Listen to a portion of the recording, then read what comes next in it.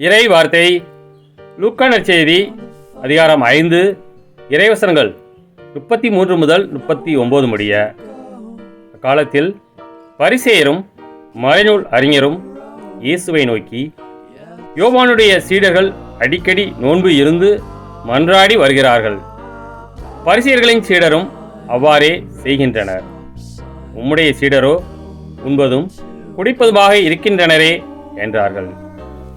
இயேசு அவர்களை நோக்கி, மணமகன் மன விருந்தினர்களோடு இருக்கும் வரை அவர்களை நோன்பு இருக்கச் செய்யலாமா? ஆனால் மணமகன் அவர்களை விட்டு பிரிய வேண்டிய காலம் வரும், அப்போது அவர்களும் நோன்பு இருப்பார்கள் என்றார்.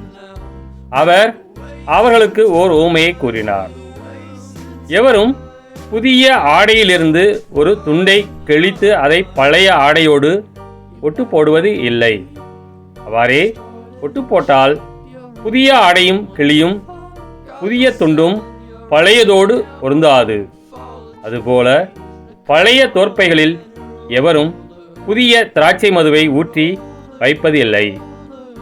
ஊற்றி வைத்தால் புதிய மது தோற்பைகளை வெடிக்கச் செய்யும், மதுவும் சிந்திப்போகும், தோற்பைகளும் பாழாகும்.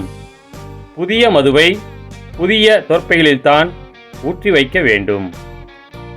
பழைய திராட்சை மதுவை குடித்தவர் எவரும் புதியதை விரும்ப மாட்டார், ஏனெனில் பழையதே நல்லது என்பது அவர் கருத்து.